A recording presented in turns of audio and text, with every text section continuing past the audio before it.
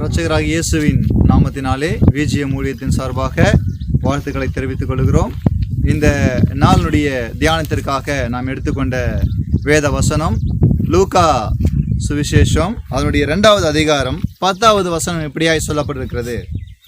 தேவதூதன் அவர்களை நோக்கி, பயப்படாதிருங்கள், இதோ எல்லா ஜனத்துக்கும் மிகுந்த சந்தோஷத்தை உண்டாக்கும் நற்செய்தியை உங்களுக்கு அறிவிக்கிறேன். கிறிஸ்துவுக்குள் பிரியமானவர்களே, இங்கே இந்த தேவதூதன் சொன்ன காரியம் என்னவென்று சொன்னால் பயப்படாதிருங்கள் என்று சொல்லி பாருங்க.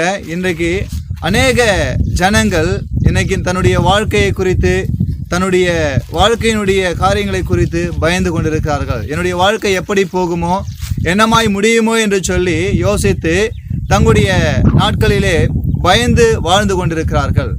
அப்படி பயத்தோடும் கலக்கத்தோடும் வாழ்ந்து கொண்டிருக்கிற உங்களை பார்த்து தேவன் சொல்லுகிற ஒரு வார்த்தை தான் பயப்படாதிருங்கள் என்று சொல்லி.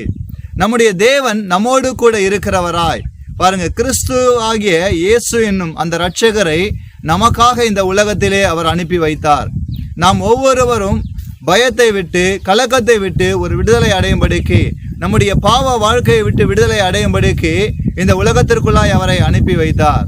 அந்த இயேசு கிறிஸ்து 2000 ஆண்டுகளுக்கு முன்பாக ஒரு பாலகனாய் இந்த பூமியிலே பிறந்து வளர்ந்து நமக்காய் இந்த உலகத்திலே அடிக்கப்பட்டு தன்னுடைய சொந்த இரத்தத்தை விலைக்கிரயமாய் செலுத்தினார். விலைக்கிரயமாய் செலுத்தி நம்மளை மீட்கும் பொருளாக தன்னுடைய சொந்த ஜீவனையே கொடுத்தார். பாருங்க, இந்த நாட்களில் கூட, இந்த நாட்களிலே நாம் கிறிஸ்மஸ் பண்டிகையை அநேகர் கொண்டாடி கொண்டிருக்கிறார்கள். அநேக கடைகளிலே பார்க்கிறோம் கிறிஸ்மஸ் ஸ்டார், கிறிஸ்மஸ் விளக்குகள், கிறிஸ்மஸ் மரம் என்று சொல்லி வைத்திருக்கிறார்கள். இது எல்லாம் எதற்காக என்று சொல்லி பார்த்தால், இது ஏதோ ஒரு விழாவுக்காக மாத்திரம் கிடையாது. நாம் ஆண்டவராக இயேசு கிறிஸ்துவை அறிந்து கொள்ள வேண்டும் என்பதற்கான ஒரு நோக்கம்தான்.